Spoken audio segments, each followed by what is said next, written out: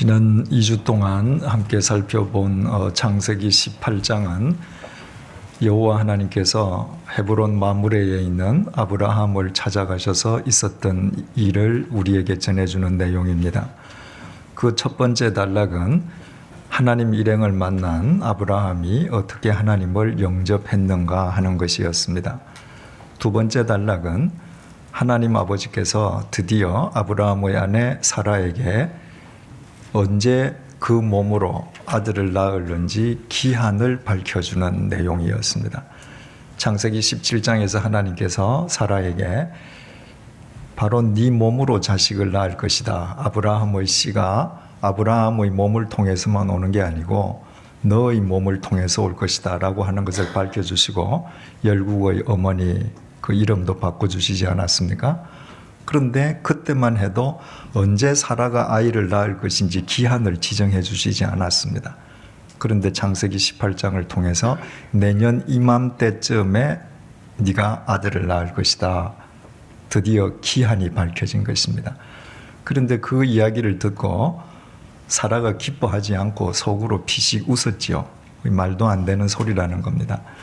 내가 생리가 다 끊어졌는데 몰라도 한참 모르시지 어떻게 내가 아이를 낳는단 말인가. 사라가 그렇게 생각했다는 것이 무엇을 의미하는 것이겠습니까? 하나님보다 내가 나를 더 잘 안다는 거예요. 하나님도 나는 모른다는 겁니다. 근데 하나님께서 뭐라고 그러세요? 여호와에게 능치 못한 일이 있겠느냐? 내년 이맘때쯤 네가 반드시 아들을 낳으리라. 하나님의 말씀은 내가 너보다 너를 더 잘 아신다는 거예요. 여러분, 신앙의 분기점이 여기에 있습니다. 내가 아무리 하나님을 믿어도 하나님의 말씀을 쫓아서 아무리 고향 아비 친척집을 버리고 가나안 땅을 향해 가도 내가 나를 이 세상에서 제일 잘 안다고 믿는 한 우리는 결정적인 순간에 하나님과 무관한 존재일 수밖에 없습니다. 신앙의 분기점은 내가 모르는 나를 하나님은 알고 계신다는 것을 받아들이는 데서부터 시작되는 거예요. 세 번째 단락은 하나님께서 아브라함에게 당신의 속내를 밝혀주시는 내용이었습니다. 먼저 하나님께서 왜 아브라함을 부르셨는지, 그리고 아브라함을 왜 강대한 나라를 만들어주시고 그로 하여금 복의 근원이 되게 하시는지 속내를 밝혀주셨습니다. 그것은 아브라함으로 하여금 여호와의 도를 쫓아서 의와 공도를 행하게 하기 위함이다. 말하자면 그저 잘 먹고 살라고 아무것도 하지 말고 놀고 먹으라고 무의도식하라고 부르신 것이 아니라 하나님께서 먼저 불러주시면, 당신의 자녀로 불러주시면 어떤 삶을 살게 될 것인지를 세상에 보여주는 모델로 하나님께서 아브라함을 불러내셨던 것입니다. 그 속내를 밝혀주셨습니다. 여러분, 우리 다 마찬가지예요. 왜 하나님께서 우리가 남보다 더 의롭지 못했음에도 우리에게 구원의 은총을 베풀어 주시고 하나님의 자녀로 왜 선택해 주십니까? 세상을 향해서 하나님의 부르심을 입는 자가 어떤 삶을 살아야 할 것인지를 보여주는 모델로 선택하셨습니다. 그래서 성숙자본 시간에도 말씀드렸지만 우리 모든 그리스도인들은 우리의 삶과 일터에 투명한 유리창을 꽂아둬야 합니다. 세상이 들여다볼 수 있어야 해요. 하나님을 믿는 사람의 가정은 이런 모습이다. 가족들은 이렇게 사랑하고 산다. 하나님을 경외하는 일터는 이런 모양으로 꾸려진다. 보여줘야 합니다. 제가 이번 피정기간 중에 해외에서 만난 어떤 성도님께서 해외에 참 선교회도 많고 성경 공부 단체도 많지 않습니까? 이런 성경 공부 단체들이 있는데 어느 성경 공부 단체를 가서 성경 공부를 해야 되겠습니까? 라고 제게 물었습니다. 그래서 제가 이렇게 답변 드렸습니다. 성경교사가 성경 공부 가르치는 것만 보면 그 선생이 좋은 선생인지 절대 모릅니다. 이단도 성경은 잘 가르치거든요. 그 성경을 가리키는 선생이 자기 가정을, 자기 삶을 투명한 유리로 들여다보게 해주는지 확인하십시오. 그 사람이 좋은 성경 선생입니다. 아무리 성경을 잘 가르쳐도 도대체 그 사람이 집에서 어떻게 사는지, 가족이 어떤 마음으로 살아가는지 들여다볼 길이 없다. 그 사람은 좋은 선생이 아닙니다. 모델이 아니거든요. 하나님께서 아브라함에게 또 두 번째 속내를 밝히셨습니다. 타락한 소돔과 고모라를 멸하시겠다는 하나님의 속내였습니다. 여러분, 하나님께서 우리 인간을 얼마나 사랑하시는지 당신의 속내를 우리에게 밝혀주시는 분이십니다. 우리가 길 가는 사람에게 우리의 속내를 밝히겠습니까? 지금 교도소에서 만기 출소하는 전과자에게 우리 속내를 밝히겠습니까? 우리가 다 이 예배당에서 한 공간에서 지금 같이 함께 성경 공부를 한다고 속내를 다 밝히겠습니까? 그렇지 않습니다. 이 세상에서 우리 속내를 다 밝힐 수 있는 사람은 지극히 제한적이에요. 그런데 우리는 도대체 전과 몇 범들이에요. 하나님 앞에서 매일 죄짓지 않습니까? 흉측하지 않습니까? 그런데도 하나님 아버지께서는 우리에게 당신의 속내를 밝혀주시는 분이에요. 예수님도 마찬가지이십니다. 요한복음 15장 15절 말씀 통해서 이렇게 말씀하셨죠. 이제부터는 너희를 종이라 하지 아니하리니 종은 주인이 하는 것을 알지 못함이라. 너희를 친구라 하였노니 내가 내 아버지께 들은 것을 다 너희에게 알게 하였습니다. 우리는 주님을 우리 주인으로 모셔야 되잖아요. 그건 죽을 때까지 우리의 자세입니다. 그런데 주님께서는 너희들은 나의 친구라는 거예요. 왜 나의 친구냐? 하나님 아버지께로부터 들은 것을 내가 너희들에게 다 가르쳐 주기 때문에 너희들은 친구라는 겁니다. 예수님도 하나님께로부터 받은 말씀을 일부분은 당신의 속에 감추고 우리에게 주시는 것이 아니라 당신의 모든 속내를 다 밝혀주시는 분이세요. 왜? 우리를 사랑하시니까. 이처럼 삼위일체 하나님께서는 당신의 속내를 우리에게 밝혀주시는 하나님이시기 때문에 그 하나님 앞에서 깨어있는 한 우리는 하나님을 바르게 알고 하나님을 바르게 알므로 내 자신을 바르게 세워가겠다는 것입니다. 18장 마지막 단락은 아브라함의 소돔과 고모라에 대한 중보 기도 내용을 담고 있죠. 롯이 있는 소돔을 위해서 아브라함이 하나님께 탄원함으로 인하여 하나님께서 아브라함에게 응답하십니다. 내가 소돔에서 의인 50명만 찾으면 내가 멸하지 않을게. 그랬더니 다시 아브라함이 하나님께 간구하지 않습니까? 하나님, 그 50명 중에서 5명이 모자란다고 멸하시렵니까? 하나님께서 말씀하십니다. 5명 모자라도 내가 멸하지 않을게. 하나님, 40명만 의인을 찾는다면 어찌하려 하십니까? 30명만, 20명만, 10명만 계속 탄원하잖아요. 그런데 어찌하려 하시나이까? 여러분 성경에 그 작은 글씨로 쓰여 있는 그 부분은 히브리 원전에는 없는 말이라고 했습니다. 아브라함이 실제로 하나님 앞에 기도 드릴 때에는 그 뒷말을 못한 거예요. 하나님, 40명만, 30명만. 그 말을 못했는데 원전에는 비어 있지만 번역하시는 분들이 이런 말이라고, 이런 말이었을 것이라고 거기다 써놓은 것이죠. 여러분들이 성경을 읽으실 때 본 활자보다 작은 활자로 기록된 것은 다 원전에 없는 말이라고 생각하시면 돼요. 지금 아브라함은 차마 하나님 앞에 뒷말을 못해요. 하나님 40명만, 30명만. 그렇다고 하나님께서 못 알아들으셨는가요? 아닙니다. 다 알아들으셨습니다. 다윗이 시편 139편 4절을 통해서 이렇게 고백하지 않습니까? 여호와여, 내 혀의 말을 알지 못하시는 것이 하나도 없으시니이다. 하나님 아버지께서는 내 혀의 말까지 다 알아듣는다는 거예요. 혀의 말이 무슨 말이겠습니까? 말은 혀와 입술을 통해서 밖으로 분출되어 나오는 소리가 말이 되잖아요.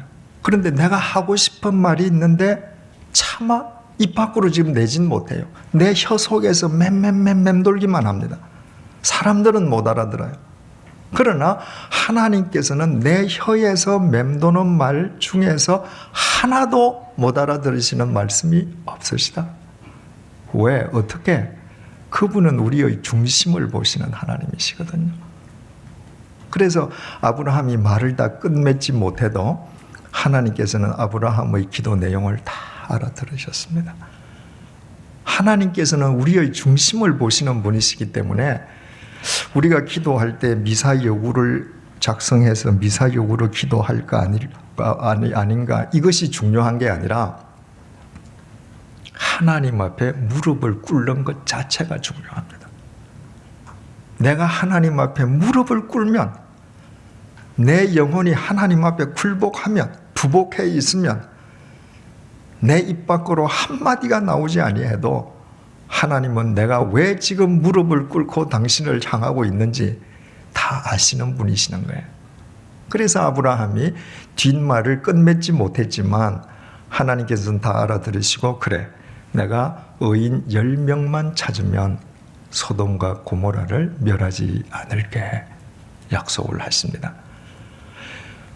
거기에 뒤이어서 오늘 창세기 19장 말씀은 이제 두 천사가 바로 소돔에 있는 롯을 찾아가는 이야기입니다. 1절에서 3절을 보시겠습니다.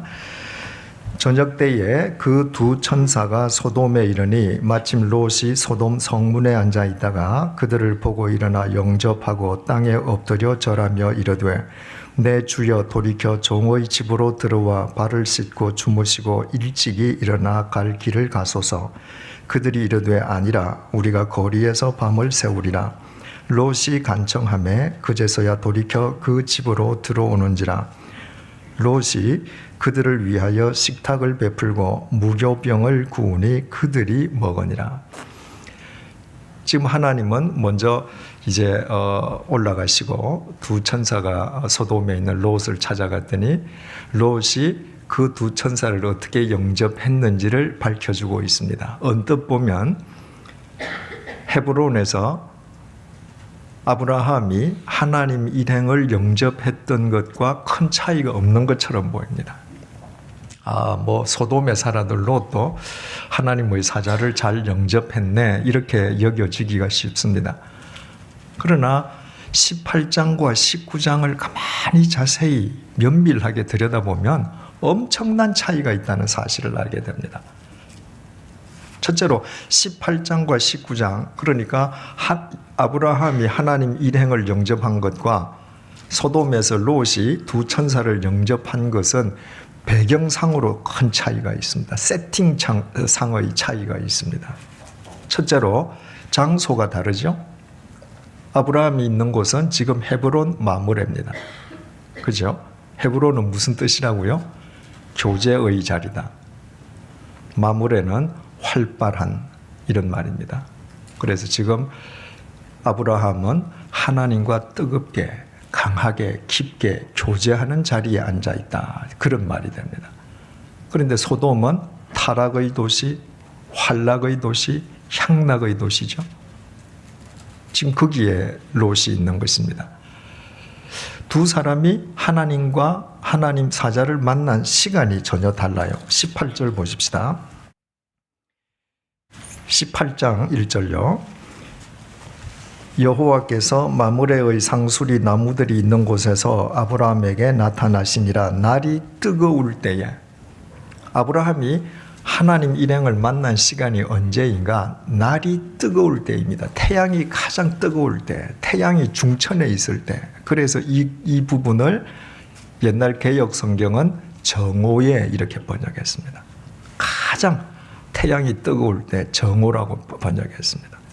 아브라함은 한낮에 하나님을 배웠습니다. 말하자면 아브라함은 한낮의 사람이에요. 그 영혼이 한낮의 빛 가운데에 있는 사람입니다. 그런데 롯의 경우는 어떤가? 19장 1절 저녁 때에 해가 저문 뒤입니다. 여러분 성경은요, 저녁 때, 해가 진 뒤, 밤 이런 문구가 나올 때 단순한 시간을 의미하는 것이 아니라 항상 영적으로 어두워졌을 때와 저녁을 동일시할 때가 참 많습니다. 언제 다윗이 우리아의 아내 밧세바를 불러다가 간통을 하는가? 해가 진 뒤입니다. 저녁 때 그랬습니다. 요한복음 13장 30절 보면 가롯 유다가 예수님을 팔러 나갈 때 밤이러라 이렇게 되어 있습니다. 가롯 유다가 한낮에 예수님 가서 팔고 은 30냥 받은 것 아닙니다. 한밤에. 그게 무슨 말이에요? 지금 다윗의 영혼이 어두워진 것입니다. 그래서 남의 아내를 데려다가 통관을 하고 그 남편을 죽이는 거예요. 지금 가롯 유다의 영혼이 칠흑 같은 암흑 속에 빠져 있습니다. 그러니까 스승을 돈 받고 팔아먹죠. 지금 롯 역시도 그 영혼이 밤을 맞았습니다. 아브라함이 한낮의 사람이라면 롯의 영혼은 밤의 사람입니다. 어둠의 사람이 되어 있어요. 또 하나님을 만난 위치 18장 1절 여호와께서 마므레의 상수리 나무들이 있는 곳에서 아브라함에게 나타나시니라. 날이 뜨거울 때에 그가 장막문에 앉아있다가, 아브라함은 장막문에 앉아있다가 하나님 일행을 만납니다. 이 당시 이 팔레스타인은 워낙 그 더운 날씨이기 때문에 해가 뜨거울 때는 아침에 일찍 일어나서 일을 하다가 밥을 먹고 잠시들 사람들이 쉬어요. 그러면 나무 그늘 밑에서 쉴 수도 있습니다. 동굴 속에 들어가서 쉴 수도 있어요. 아브라함은 막대한 가축을 가진 목축업자지 않습니까? 그러니까 동굴이나 나무 밑에서 쉬어도 돼요. 그죠? 그런데 장막, 자기 집에 와서 지금 쉬고 있습니다. 아브라함은 지극히 가정적인 사람이에요. 여러분, 훌륭한 신앙인은 반드시 좋은 가정인입니다.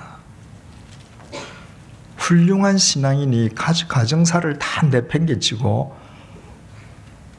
교회 와서만 사는 것을 절대로 의미하지 않습니다. 내가 시간상으로 밖에서 일을 더 보낼 수 있어요. 그러나 참된 신앙인은 집에 들어가서 수고한 아내, 가족 어깨를 쓰다듬어주면서 수고했다고 한마디 위로하면서 그들을 격려하는 사람입니다. 그 한마디의 격려에 가족들은 서로 원기를 회복합니다. 아브라함은 그런 사람이에요. 모든 것을 가정 중심으로 행동하는 사람입니다. 롯은 어디에서 천사를 만나는가? 저녁 때에 그 두 천사가 소돔에 이르니 마침 롯이 소돔 성문에 앉아 있다가 그들을 보고, 롯은 해가 졌는데 집에 아직 안 갔습니다. 성문에서 놀아요.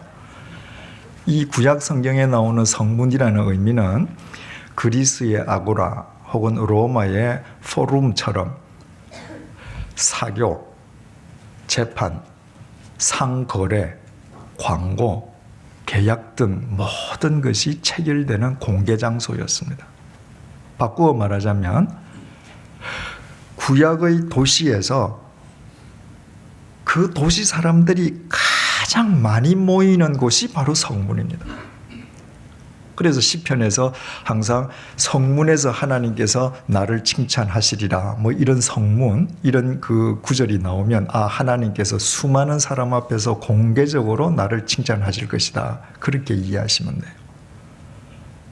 그러나 그 성문에는 한낮에 사람이 많은 겁니다. 해가 지면 다 집에 들어가야죠. 그런데 롯은 아직도 안 들어갔습니다. 롯은 철저하게 세상 중심 사람이에요. 자기 집에는 별 관심이 없습니다. 해가 져서 집안에서 무슨 일이 있는지 알고 싶지도 않아요. 또 그들을 찾아가시는 하나님 일행과 천사의 형상이 다릅니다. 18장 1절 여호와께서 마므레의 상수리 나무들이 있는 곳에서 아브라함에게 나타나시니라. 날이 뜨거울 때에 그가 장막문에 앉아 있다가 눈을 들어본즉 사람 셋이 맞은편에 서 있는지라.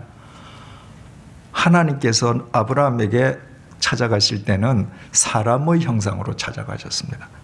세 사람 가운데에 한 분은 하나님이시고 두 분은 천사라고 그랬죠. 그러니까 사람의 형상으로 오셨기 때문에 겉으로만 얼른 봐서는 하나님과 천사라는 것을 전혀 모를 수도 있었습니다. 아브라함을 찾아가실 때는 그렇게 찾아가셨어요. 그런데 19장 1절 보십시다. 저녁 때에 그 두 천사가 소돔에 이르니 마침 롯이 소돔 성문에 앉아 있다가, 소돔에 있는 롯을 찾아갈 때 두 천사는 아예 롯이 보자마자 천사라는 사실을 알게끔 천사의 형상으로 찾아갔습니다. 그러니까 18장과 19장은 이처럼 세팅 자체의 배경과 세팅이 완전히 다른 상황 속에서 시작되고 있습니다. 그 상황 속에서 아브라함과 롯이 하나님을 영접한 그 자세에 어떤 차이가 있었는가? 18절을 다시 보죠. 2절, 눈을 들어 본즉 사람 셋이 맞은편에 서 있는지라. 그가는 아브라함이죠. 그가 그들을 보자마자 이 말입니다. 그가 그들을 보자 곧 장막문에서 달려나가, 앉아있던 장막문에서 달려나가서 영접하며 몸을 땅에 굽혔다. 땅에 굽혔다. 이 말은 적절한 번역이 아닙니다. 히브리 말은 샤한데, 여러분들이 새신자반에서 배웠듯이 구약 히브리 말로 예배를 뜻하는 단어입니다. 하나님을 보자마자 달려나가서 바짝 땅에 부복했다는 거예요. 노예가 부복하듯이. 혹자는 이때 아브라함이 그 세 사람이 하나님 일행인지 알지 못하고 그저 지나가는 객으로 알고 객으로 영접했다, 이렇게 주장하는 그런 설도 있습니다. 그런데 아브라함이 가만히 앉아 있다가 나그네가 지나간다고 이렇게 뛰어나가서 황급하게 땅에 바짝 부복하고 절했겠는가? 9절 보죠. 그들이 아브라함에게 이르되 내 아내 사라가 어디 있느냐? 대답하되 장막에 있나이다. 여기에서 그들은 두 천사지요. 두 천사가 아브라함에게 네 아내 사라가 어디 있냐 물었습니다. 10절, 그가는 하나님이시죠. 그가 이르시되 내년 이맘때 내가 반드시 네게로 돌아오리니 내 아내 사라에게 아들이 있으리라 하시니 사라가 그 뒤 장막문에서 들었더라. 13절, 여호와께서 아브라함에게 이르시되 사라가 왜 웃으며 이러기를 내가 늙어 그늘 어떻게 아들을 낳으리요 하느냐. 그러니까 하나님을 3인칭으로 그라고 가리켰다가 그 하나님이 주어 여호와로 바뀌었는데 아브라함은 전혀 놀라지 않았습니다. 당신이 하나님이셨습니까? 이렇게 놀라지 않았습니다. 그 이야기는 뭐예요? 하나님께서 사람의 형상으로 오셨지만 아브라함은 그 하나님을 뵙는 즉각 하나님인 줄 알았다는 거예요. 그러니까 나중에 하나님께서 말씀을 하셔도 전혀 놀라지 않았습니다. 하나님인지 알았기 때문에 달려나가서 부복한 것입니다. 자, 그러면 롯은 어떻게 했는가? 19절 보십시다. 저녁 때에 그 두 천사가 소돔에 이르니, 분명히 두 천사는 소돔에 있는 다른 사람들 눈에는 사람의 형상으로 보일지라도 롯에게는 분명히 천사로 알아볼 수 있도록 천사의 모습으로 갔거든요. 그랬더니 마침 롯이 소돔 성문에 앉아 있다가 그들을 보고 일어나 영접하고 뭐가 빠져 있습니까? 달려나가지 않았습니다. 그들을 보고 그냥 일어났습니다. 네가 오라는 거예요. 그리고는 영접하고 땅에 엎드려 절했다. 땅에 엎드렸다는 말은 땅을 코에 대고 이 말입니다. 아브라함이 샤하 부복했던 것과는 전혀 다른 동사입니다.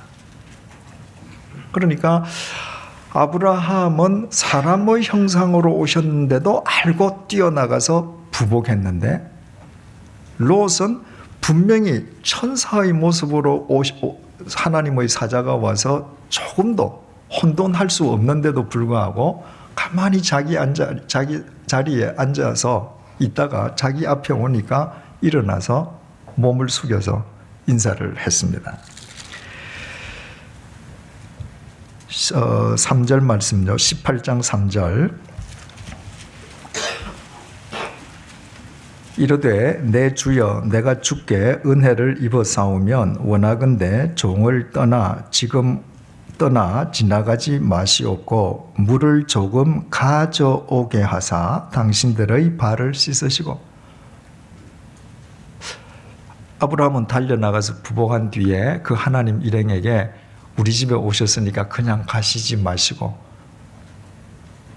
저로 하여금 물을 가져오게 하셔서 발을 씻으십시오. 그 말은 뭡니까? 제가 지금 물을 떠오겠습니다. 내가 지금 물을 떠올 테니까 발을 씻으시라는 말은 의미는 뭐죠? 내가 지금 물을 떠와서 당신의 발을 내가 씻겨드리겠다는 겁니다. 옛날 팔레스타인에서는 주인이 객이 오면 물을 떠서 그 객의 발을 씻어줬거든요. 이게 최고의 환대입니다. 사람에게도 그렇게 환대하는데 아브라함이 하나님이심을 알아보였다면 그 뭐 두말할 나위도 없는 것이죠. 그죠? 물을 가져와서 씻겨드리겠습니다. 이 말입니다. 19장으로 가보십시다. 19장 2절. 이르되 내 주여 돌이켜 종의 집으로 들어와 발을 씻고. 롯은 물을 가져다 줄 의사가 추워도 없습니다. 우리 집에 들어오면 저기 우물가 있으니까 저기서 발 씻으세요. 지금 이 말이죠. 또 4절 18장 4절. 물을 조금 가져오게 하사 당신들의 발을 씻으시고 나무 아래에서 쉬소서. 아브라함이 지금 영접하고 그분들을 모셔드리려고 하는 그 중요 목적은 그분들을 내 집에 머물게 하고 싶은 거예요. 쉬게 하고 싶은 것입니다. 5절. 내가 떡을 조금 가져오리니 당신들의 마음을 상쾌하게 하신 후에 지나가소서. 당신들이 종에게 오셨음이니이다. 18장을 볼 때 여기에서 떡은 우리가 말하는 떡, 간식으로서의 떡이 아니라고 그랬죠. 히브리 말 레헴이라고 하는 것은 주식입니다. 그들은 우리처럼 밥을 안 먹잖아요. 그들은 빵이 주식이거든요. 그러니까 내가 지금 당신들을 위해서 식탁을 마련해서 올 터이니 당신들의 마음을 상쾌하게 하신 후에 가십시오. 상쾌하게 하다 이 말은 원기를 회복하신 후에 가십시오. 바꾸어 말하면 무슨 말이에요?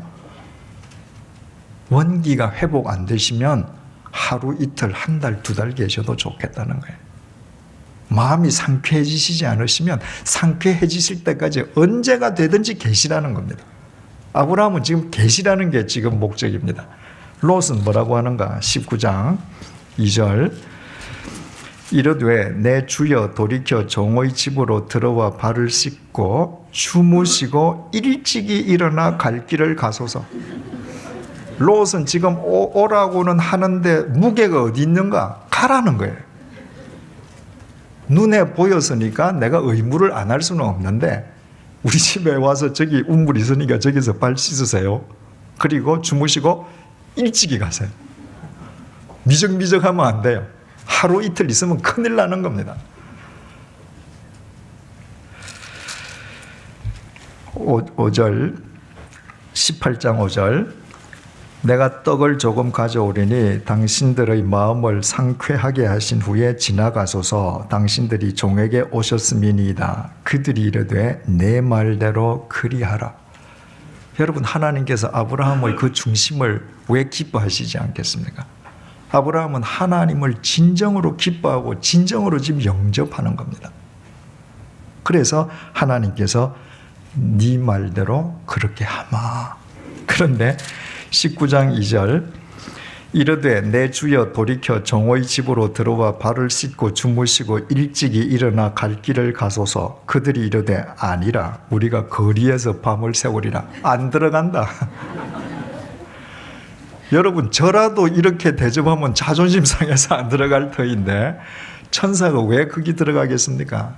아니다. 내 길바닥에서 잘지언정 너희 집 안 간다. 차라리 거리에서 밤을 새우리라. 천사가 롯의 중심을 아는 거죠.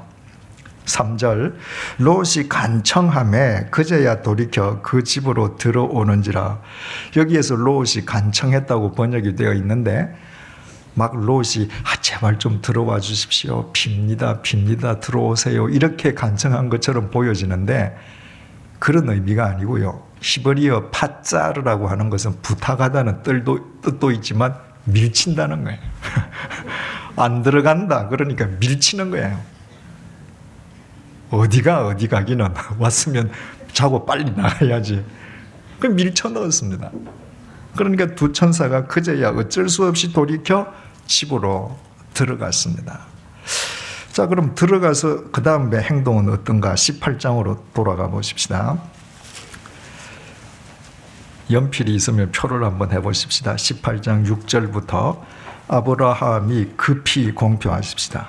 급히 장막으로 가서 사라에게 이르되 속히 공표하십시다. 속히 고운 가루 세 서알을 가져다가 반죽하여 떡을 만들라 하고 아브라함이 또 가축대 있는 곳으로 달려가서 공표하십시다. 기름지고 좋은 송아지를 잡아 하인에게 주니 그가 급히 공표하십시다. 요리한지라. 자, 그 공표한 거 한번 연결하면 어떻게 돼요? 같이 읽어보십시다. 시작. 급히, 속히, 달려가서 급히. 이것이 아브라함의 마음입니다. 하나님을 위해서 천원이라도 지금 아끼고 싶은 겁니다. 그 달려가서 아내에게 이야기하고 또 가축대에게 급히 가고, 그러니까 그 마음을 보고 하인도 지금 급히 요리를 해내는 겁니다. 지금 아브라함은 신바람이 난 거예요. 그 마음에 기쁨이 충만한 상태입니다. 아브라함이 동원한 재료는 또 어떤가? 6절 아브라함이 급히 장막으로 가서 사라에게 이르되 속히 고운 가루 세 서아. 고운 가루, 그냥 밀가루가 아닙니다. 자기 집에 있는 밀가루 중에서 최상급 밀가루, 그거를 세 서아, 한 서아가 약 4대라고 했습니다. 지금 사람의 형상으로 오신 하나님 일행은 3분밖에 안 됩니다. 세 서아니까 1인당 4대에 한 대가 한 대로 쌀로 밥을 하면 남자가 7명이 먹고 여자가 10명 먹을 수 있다고 그랬죠. 그러니까 한 사람 앞에 4대니까 남자 20명분, 여자 30인분입니다. 곱하기 3을 하니까 12대, 엄청난 겁니다. 그죠? 그런데 아브라함은 뭐라 했는가? 18장 5절을 보십시오. 내가 떡을 조금 가져오리니. 이게 아브라함에겐 조금입니다. 여러분, 12대의 밥을 해오면서 하나님, 내가 조금 가져오겠습니다. 무슨 말이에요?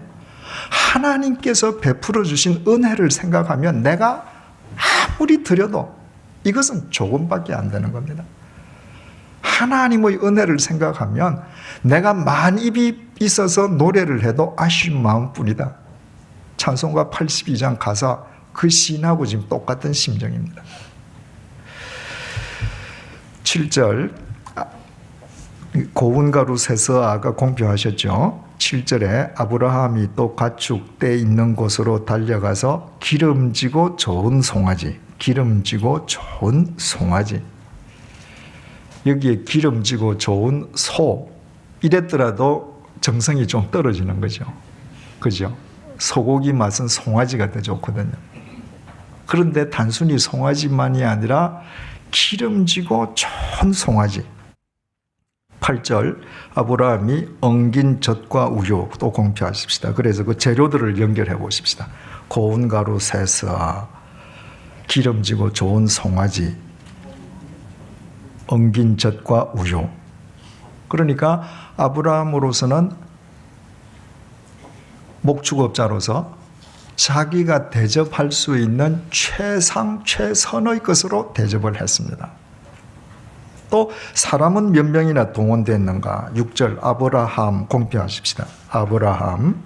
아브라함이 급히 장막으로 가서 사라 공표하십시다. 사라에게 이르되 고운 가루 세사로 반죽해서 떡을 만들어주라. 그리고 7절 아브라함이 또 가축대 있는 곳으로 달려가서 기름지고 좋은 송아지를 잡아 하인에게 공표하십시다. 그러니까 아브라함, 두 번째 누구? 사라, 세 번째 누구? 하인. 온 집안 사람 다 동원시켰습니다. 그러니까 아브라함 자기 혼자서 하는 것이 아니라 아브라함이 얼마나 가정을 중요시하고 그 가정에서 가장으로서 위험이 있는지 모든 가족들을 다 동원해서 지금 하나님을 영접하는 것입니다. 8절 아브라함이 엉긴 젖과 우유와 하인이 요리한 송아지를 가져다가 그들 앞에 어떻게 해요? 차려놓고 주어가 누굽니까? 주어가 누구예요? 아브라함은 집주인이라고 하나님하고 서로 대담을 나누면서 하인 보고 얘야 네가 상 차려라 그게 아닙니다. 만들어진 모든 요리를 아브라함 자신이 하나님 앞에서 지금 상을 차렸습니다. 그 다음에 뭐 했는가? 나무 아래에 모셔 섬에 그들이 먹으니라. 하나님 일행이 그 음식을 잡수시는데 식사가 끝나시기까지 아브라함이 그 곁에 스탠바이 하고 있습니다. 우리나라는 제가 그런 경험을 잘 못한 것 같은데 모르겠습니다. 호텔에 그런 식당이 있는지 모르겠는데 그 해외에 가면 식당들 중에서 왜 손님들 밥 먹을 때 그 아주 정말 영화 배우처럼 잘생긴 웨이터가 손에 하얀 이 냅킨을 탁 이렇게 걸고 옆에 딱 서 있잖아요. 하시라도 뭐 필요한 게 있으면 하시라도 응하겠다는 겁니다. 지금 아브라함이 그 웨이터처럼 이러고 서 있는 거예요. 뭐든지 필요하면 말씀하십시오. 제가 드리겠습니다. 그래서 그들이 먹으니라 이렇게 되어 있습니다. 롯은 어떻게 했는가? 19장 2절 이르되 내 주여 돌이켜 종의 집으로 들어와 발을 씻고 주무시고 일찍이 일어나 갈 길을 가소서. 그들이 이르되 아니라 우리가 거리에서 밤을 새우리라. 롯이 간청하매 그제서야 돌이켜 그 집으로 들어오는지라. 롯이 그들을 위하여 식탁을 베풀었는데 뭘 드렸대요? 무교병을 구워드렸습니다. 뭐 고운 가루가 아닌 건 두말할 것도 없고요. 무교병이라는 게 뭐죠? 누룩을 넣지 않은 빵입니다. 이스트를 넣지 않는 빵입니다. 이스라엘 백성들이 무교병을 언제 먹는가? 6월절 절기에만 먹어요. 왜냐하면 무교병은 그 맛이 없어서 못 먹거든요. 근데 6월절에는 왜 무교병을 먹었는가? 이스라엘 백성들이 출애굽을 하게 되지 않습니까? 시간이 없어요. 바로 마음이 변하면 안 되잖아요. 그래서 그들이 빨리 요기를 하고 출발해야 되겠는데 이스트를 넣고 요리를 할 시간이 없었단 말입니다. 그러니까 누룩을 넣지 않고 급히 무교병을 구워 먹고 출애굽을 했거든요. 그래서 출애굽의 6월절 그것을 기리는 그 절기 때에는 이스라엘 백성들이 무교병을 구워 먹었습니다. 그러니까 그때 우리 조상들이 빵에 누룩도 넣지 못하고 그렇게 황급히 이스라엘을 나왔는데 그 모든 역사를 이루어 주신 분이 하나님이시지. 우리는 누룩도 넣는 빵도 먹지 못할 정도로 우리는 무능력했지만 하나님께서 우리를 구원시켜 주셔서 그 감사하면서 그 떡 먹는 거거든요. 손님한테는 절대로 줄 수 없는 빵이에요. 그런데 롯은 왜 이렇게 누룩도 안 넣고 무교병을 만들어서 드리는가? 그게 시간이 빨리 걸리거든요. 그 두 천사 위에서 괜히 시간 오래 걸리는 거 귀찮은 겁니다. 그게 간단해서 그저 무교병 턱턱 구워서 줬습니다. 롯이 가난해서 그 집에는 소나 양떼가 없어서 무교병만 드렸던가요? 아닙니다. 본래 아브라함과 롯이 같이 살다가 어떻게 결별하게 되었나요? 양 집에 워낙 짐승떼가 많아져서 한 초장에서 같이 거할 수가 없었기 때문입니다. 그러니까 지금 롯 집의 우리에 가면 양떼와 소떼가 가득 차 있습니다. 그 중에서 한 마리는커녕 한 부위도 롯은 대접할 의사가 없는 것입니다. 그래서 무구병 구워주고 이거 드시고 내일 아침에 일찍이 가세요.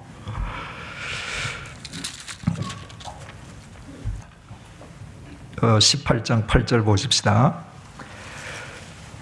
아브라함이 엉긴 젖과 우유와 하인이 요리한 송아지를 가져다가 그들 앞에 차려놓고 나무 아래에 모셔 섬에 그들이 먹으니라. 그들이 먹으니라. 네모표로 박스를 한번 해보십시다. 19장 3절 롯이 간청하매 그제서야 돌이켜 그 집으로 들어오는지라 롯이 그들을 위하여 식탁을 베풀고 무교병을 구우니 그들이 먹으니라. 거기도 네모표 박스를 해보십시다. 똑같이 그들이 먹으니라. 표현은 똑같습니다. 그러나 전혀 다른 이야기죠. 아브라함이 진설한 그 식탁을 연락하시는 하나님 일행.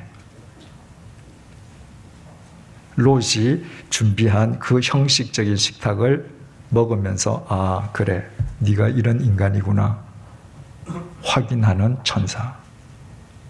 전혀 다르죠. 여러분 사랑과 헌신은 뭘로 나타난다고 그래요? 그건 시간과 물질이잖아요. 내가 사랑한다고 하면서 시간을 주지 않는다. 그거 사랑하는 건 아니죠. 사랑하는 사람에게 흘러가는 물질이 아깝다. 그건 사랑하는 건 아닙니다.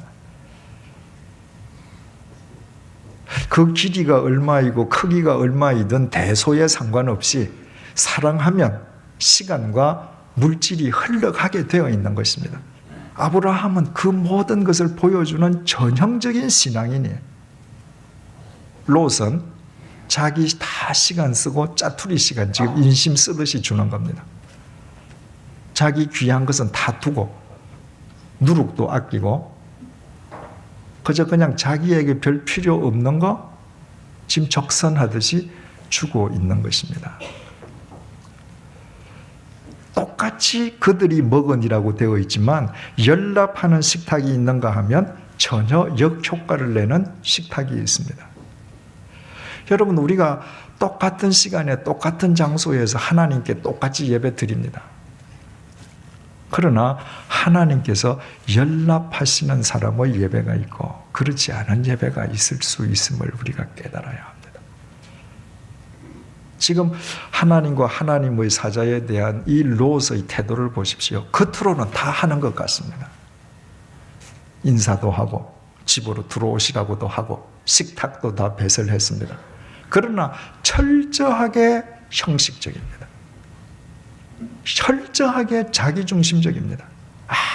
아무런 감동이 없습니다. 내가 와서 똑같이 찬송 부르고 똑같이 예배에 참석하고 하나님의 말씀을 듣지만 하나님께서 보시기에는 지극히 형식적이고 무미건조한 사람의 예배도 있을 수 있다 그 말이에요. 그 근본적인 차이가 어디에서 유래하는 것입니까? 지금 아브라함은 헤브론 마므레에 거하는 사람입니다. 그의 중심이 하나님과 교제하는 자리를 지키고 있는 사람이에요. 롯은 소돔에 있는 사람입니다. 소돔이라고 하는 그 히브리 말은 불탄다, 그을린다 라는 동사에서 파생된 말이에요. 욕망으로 그 영혼이 불탄 사람입니다. 자기 욕망으로 그 영혼이 그을린 사람이에요. 그러니까 똑같이 하나님과 하나님의 사자를 보고서도 이처럼 엄청난 차이가 나게 되는 것입니다. 여러분 지금 프로야구 선수들이 동계 훈련에 땀을 흘리고 있습니다. 이제 3월 달에 시즌이 시작되면 다 드러날 겁니다. 동계 훈련에 진짜 열심히 했던 선수 적당하게 훈련 받는 척한 선수 그라운드에서 다 드러날 거예요. 여러분 우리의 예배가 하나님께 연락되는 예배가 되기 위해서는 예배당 안에서만 우리가 마음을 가다듬고 예배드린다 그것으로서 결정되는 것이 아니고요. 평상에 우리가 어떤 마음을 갖고 있느냐에서부터 예배당 안의 예배가 결정되는 것입니다. 평상에 헤브론의 마음을 갖고 있는 사람의 예배는 예배당 안에서 아브라함 같은 예배가 될 것이고, 평상에 소돔의 마음을 갖고 있는 사람은 예배당 안에서 아무리 형식적으로 남과 똑같이 한다 할지라도 롯과 같은 예배가 될 수밖에 없는 것이죠. 그래서 여러분 예배는 절대로 여러분이 예배당 저 문을 열고 들어오는 순간부터 시작되지 않습니다. 예배는 여러분들이 이 예배당에 들어오기 전 단계부터 시작됩니다. 내가 어떤 마음을 갖고 오느냐에 따라서 나의 예배가 달라지고, 나의 예배가 달라짐으로 인해서 예배당 밖에서의 삶이 또 더 새로워지고, 그래서 계속 상승작용을 하는 것입니다. 롯이 지금 자리를 잡고 둥지를 틀고 있는 이 소돔이라고 하는 곳이 구체적으로 어떤 곳인지를 사절 이후가 밝혀줍니다. 그들이 눕기 전에 그 성 사람 곧 소돔 백성들이 노소를 막론하고 원근에서 다 모여 그 집을 에워싸고, 이제 잠을 자려고 하는데 소돔 사람들 노소를 막론하고 지금 다 롯 집 앞으로 모여들었습니다. 이유가 뭔가? 5절 롯을 부르고 그에게 이르되 오늘 밤에 네게 온 사람들이 어디 있느냐. 그러니까 롯에게는 그들이 천사로 보였지만 소돔 사람들에게는 사람으로 보인 것이죠. 온 그 사람이 어디냐, 이끌어내라, 우리가 그들을 상관하리라. 상관한다고 하는 것은 성적 관계를 맺겠다는 것입니다. 그러니까 천사가 사람의 모습을 하고 왔으니까 요즘 말로 꽃미남처럼 잘생겼는지 모르겠습니다. 그 소문이 그냥 삽시간에 온 소돔에 퍼졌습니다. 그랬더니 소돔의 모든 남자들이 노인에서부터 젊은이에 이르기까지 전부 다 찾아 나왔습니다.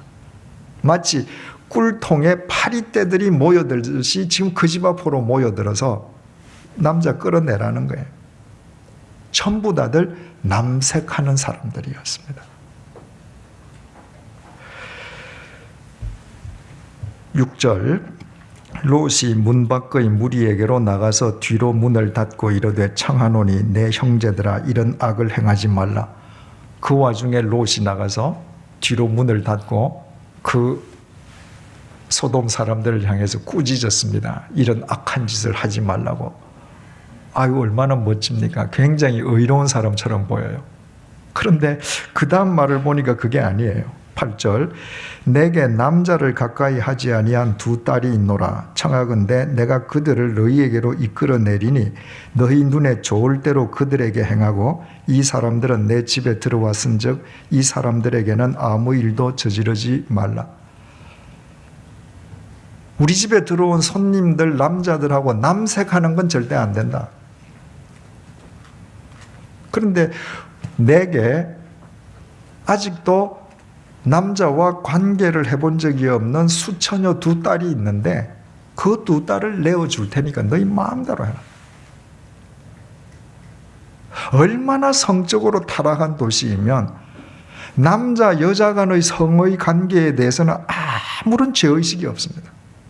너희들이 내가 둘을 이끌어 내어줄 테니까 강간을 하든 융간을 하든 화간을 하든 그건 아무 문제 없다는 것입니다. 내 집에 온 이 두 남자 남색하는 건 그건 나쁘다. 여러분 야곱의 아들들이 세겜에서 여동생 디나가 강간당하잖아요. 그때 어떻게 합니까? 그 아들들이 나가서 무섭게 복수했지 않습니까? 다윗의 아들 압살롬이 자기 동복 누이 동생 다말이 이복형 암논한테 강간당하잖아요. 어떻게 해요? 압살롬이 그 암논을 쳐 죽였습니다. 이게 인지상정 아니에요? 내 딸, 내 여동생, 내 형제가 누구에게 강간당하고 누구에게 짓밟힌다. 그런 일이 절대 없게 하는 게 당연한 거죠. 그런데 소돔에 살고 있는 롯은 그것은 아무런 죄로 생각 안 하는 것입니다. 살인을 아무런 문제 삼지 않는 동네가 있다고 하십시다. 그 동네에서 살인 자체는 죄가 안 돼요. 그러니까 어른들이 아이를 불러서 사람을 죽여도 흉기로는 죽이지 마라. 주먹으로 죽여라. 거기서는 상대적으로 흉기로 죽이는 건 더 나쁜데 주먹으로 죽이는 건 순한 사람이다. 지금 그렇게 생각하는 거하고 똑같습니다. 살인이 범죄인 것을 아는 동네에서는 칼로 죽이든 주먹으로 죽이든 다 죄지 않습니까? 불륜이 나쁘다고 하는 것을 아는 데서는 남색이든 아니면 남녀 이성 간의 불륜이든 그건 다 나쁜 거잖아요. 그런데 얼마나 그 사회가 타락했으면 사람의 사고방식이 이처럼 절대 기준에서 벗어나서 자기중심적인 이중잣대를 갖고 있으면서도 그것이 조금도 이상한 일이라고 생각하지를 않았습니다. 9절 그들이 이르되 너는 물러나라. 또 이르되 이 자가 들어와서 거류하면서 우리의 법관이 되려 하는도다. 쉽게 말하면 뭡니까? 아니 어디서 굴러온 돌이 재판관 노릇하는 거냐? 그 사람들이 롯의 그 말을 듣겠습니까? 이제 우리가 그들보다 너를 더 해하리라 하고 롯을 밀치며 가까이 가서 그 문을 부수려고 하는지라. 우리가 너를 더 해하리다 이 말은 우리가 먼저 너를 범하겠다는 것입니다. 너를 먼저 남색의 대상으로 삼고 그 다음에 너희 집에 들어와 있는 사람도 또 범하겠다 이 말이에요. 그리고 롯을 밀치고 문을 부수려고 합니다. 10절 그 사람들은 바로 소돔 사람들에게 사람으로 보인 그 천사들이죠. 그 사람들이 손을 내밀어 롯을 집으로 끌어들이고 문을 닫고 문 밖의 무리를 대소를 막론하고 그 눈을 어둡게 하니 천사들이 손을 내밀어서 롯을 집 안으로 끌어들였습니다. 그리고 문을 닫았습니다. 그리고는 밖에서 지금 행패를 부리고 있는 그 소돔의 모든 노소를 막론한 그 남자들의 눈을 어둡게 만들어 버렸습니다. 여러분 갑자기 여러분들 눈이 어두워졌다. 그럼 어떻게 해야 돼요? 제일 우선시해야 될 것은 눈을 다시 뜨는 겁니다. 그죠? 왜 내 눈이 멀어졌는가, 어두워졌는가 이유를 분석하고 내가 지금 그릇된 길에 들어서 있구나. 그러면 빨리 그 길을 포기해야 됩니다. 근데 소돔 사람은 어떻게 했는가? 그들이 문을 찾느라고 헤매었더라. 지금 이 사람들이 롯의 집에 들어와 있는 거 아니잖아요. 문을 부수고 들어가려고 하다가 지금 갑자기 눈이 어두워졌거든요.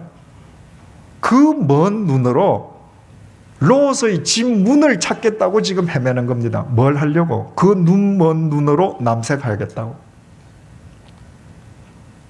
언제까지 이 짓을 했을까요? 지쳐서 쓰러질 때까지 하겠죠. 이들이 뭐가 지금 멀은 겁니까? 영혼의 눈이 먼 거예요. 자기 정욕에 눈이 멀었습니다. 영혼의 눈이 멀었습니다. 그래서 자신들이 지금 무엇을 하는지도 모르고 무엇을 해야 하는지도 알지 못한 채 자기 생명을 갉아먹고 있는 거예요. 그런 동네에 롯이 살고 있다. 롯도 영혼이 눈먼 사람입니다. 그러니 그 동네에서 자기 몸을 통해서 태어나고 자기가 지켜줘야 될 두 딸을 흐리낌없이 내어주겠다고 하는 망발을 범하는 것입니다. 여러분 우리는 어떻습니까?